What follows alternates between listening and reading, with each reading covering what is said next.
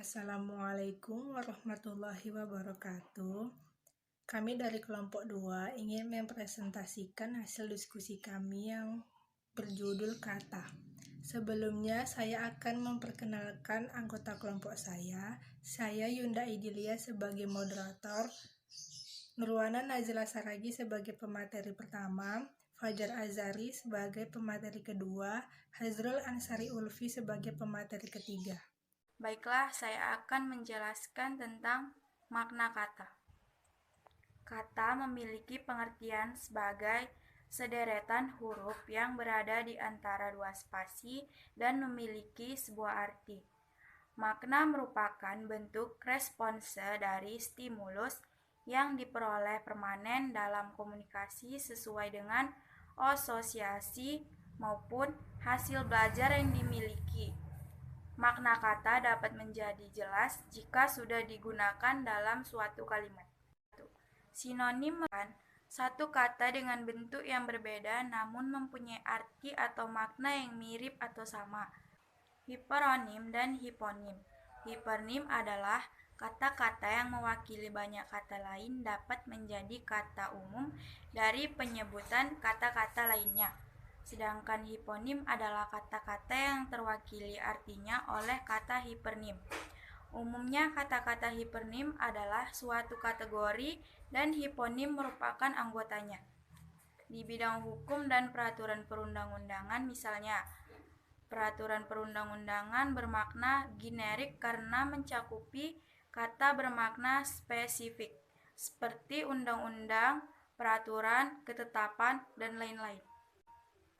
Pertentangan. Antonim adalah lawan kata yang memiliki arti berlawanan dengan suatu kata.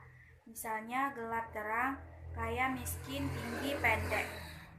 Meronimi atau makna yang menunjukkan hubungan bagian keseluruhan seperti pintu rumah, pintu bagian dari rumah. Jari tangan, jari bagian dari tangan. Oposisi.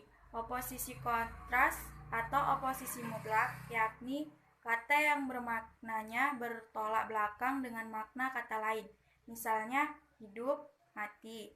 Oposisi arah, misalnya datang, pergi. Oposisi ekuipolen, misalnya pria, wanita. Oposisi yang melengkapi, misalnya suami, istri. Makna denotatif dan makna konotatif. Makna denotatif adalah makna suatu kata sesuai dengan konsep asalnya, tanpa mengalami perubahan makna atau penambahan makna. Contoh, tangan kanan, tangan sebelah kanan. Keterangannya, tangan kanan Mila terkilir sewaktu bermain bulu tangkis. Makna konotasi adalah makna suatu kata berdasarkan perasaan atau pemikiran orang. Contoh, tangan kanan orang yang dipercaya atau pembantu utama. Keterangannya, polisi berhasil menangkap tangan kanan koruptor kelas kakap itu. Makna leksikal dan makna gramatikal. Yang pertama, makna leksikal adalah makna suatu kata sebelum mengalami proses perubahan bentuk. Contoh, bagian tanaman yang tumbuh berhelai-helai pada ranting sebagai zat makanan. Yang kedua contohnya, daun sirsak banyak mengandung khasiat. 2. Makna gramatikal adalah makna suatu kata setelah kata itu mengalami proses gramatikalisasi seperti pengimbuhan. Contoh, makanan, segala sesuatu yang dapat dimakan. Yang kedua, hindarilah makanan yang mengandung lemak. Urutan kata. Urutkan kata adalah penempatan kata dalam deretan tertentu menurut norma suatu bahasa, baik dalam tingkat kalimat, klausa maupun frasa. Selain pilihan kata, urutan kata di dalam gabungan kata ataupun di dalam kalimat merupakan sesuatu yang sangat penting. Urutan kata berkaitan dengan makna kata karena urutan yang berbeda menyebabkan makna yang berbeda. Contoh, wanita pengusaha, pengusaha wanita. Berarti, wanita yang menjadi pengusaha. Pengusaha wanita adalah pengusaha, bisa wanita ataupun pria, asalkan mengusahakan wanita. Bentuk kata. Kata dasar adalah kata yang belum mengalami pengimbuhan atau afiksasi apapun, belum mengalami pemendekan atau kontraksi, ataupun belum mengalami perulangan, seperti saya, meja, baca, makan, kain, apa, dan sapu. Jika kata itu diberikan afiksasi, bentuk dan maknanya berbeda. Bahkan fungsi kata itu di dalam kalimat juga berbeda. Misalnya sapu, nomina atau kata benda, dan menyapu, verba atau kata kerja. Contoh, senyum-senyuman. Keterangannya, kata dasar senyum mendapat akhir an menjadi senyuman. Kata yang berimbuhan adalah kata dasar yang mendapatkan imbuhan yang berupa awalan, akhiran, sisipan, dan awalan akhiran. Contoh dari awalan yaitu memasak, bersabar, dan terpintar. Contoh dari akhiran yaitu bereskan, hargai, dan lamaran. Contoh dari sisipan yaitu gigi tambah atau disisipkan ada ernya di tengah jadi gerigi, suling plus jadi seruling, tunjuk plus jadi telunjuk. Dan contoh dari awalan akhiran atau gabungan yaitu berlarian, pemukiman, dan persatuan. Selanjutnya yaitu singkatan dan akronim merupakan bentuk yang dipendekkan yang terdiri dari satu huruf atau lebih. Contoh, yang pertama, singkatan nama orang, sapaan, jabatan. Misalnya, Ahmad Sanusi Kramawijaya yang disingkat menjadi AS Kramawijaya, dan Muhammad Yamin yang disingkat jadi Muh Yamin. Singkatan nama resmi lembaga pemerintah, misalnya DPR atau Dewan Perwakilan Rakyat.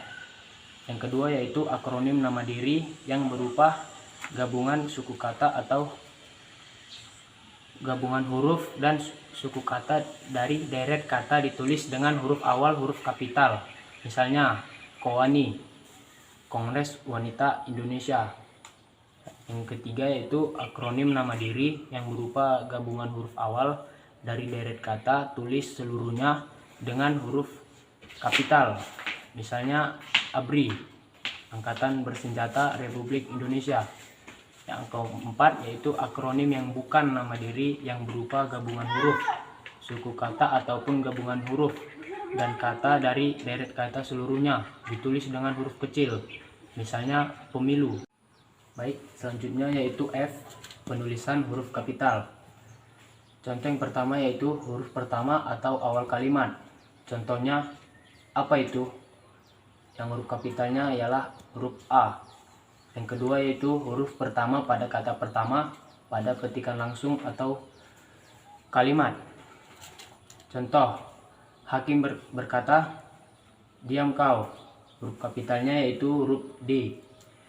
Yang ketiga yaitu huruf pertama kata atau ungkapan yang berhubungan dengan Tuhan, nama kitab suci, nama agama, termasuk kata gantinya. Contohnya, mohon ampunlah kepadanya. Pemakaian huruf kapital terletak pada hurufnya, yaitu huruf N. Yang keempat yaitu huruf pertama nama gelar kehormatan, keturunan dan keagamaan yang diikuti nama diri. Contohnya Nabi Muhammad. Yang kelima yaitu huruf pertama nama bangsa, suku bangsa, dan nama bangsa. Contohnya itu bangsa Indonesia. Memakai huruf kapital pada kata Indonesia, yaitu huruf I. Terima kasih kepada teman-teman yang sudah menyampaikan materinya. Kesimpulan yang dapat kita ambil dari pembahasan kali ini yaitu kata memiliki pengertian sebagai sederetan huruf yang berada di antara dua spasi dan memiliki sebuah arti. Makna merupakan bentuk respon dari stimulus yang diperoleh pemeran dalam komunikasi sesuai dengan asosiasi maupun hasil belajar yang dimiliki. Adapun makna dan hubungan makna kata itu meliputi sinonim, hipernim dan hiponim, pertentangan, makna denotatif dan makna konotatif, makna leksikal dan makna gramatikal. Urutan kata adalah penempatan jelek kata dalam deretan tertentu menurut norma suatu bahasa baik dalam tingkat kalimat, klausa maupun frasa.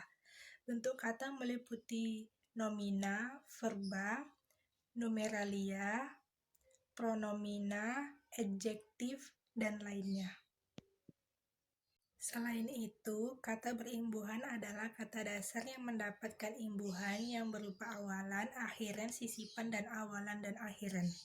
Singkatan adalah bentuk yang dipendekkan yang terdiri dari satu huruf atau lebih. Di awal kalimat atau awal paragraf, penulisan huruf kapital diperlukan. Selain itu, penulisan nama orang, jalan, atau lembaga awal hurufnya harus kapital.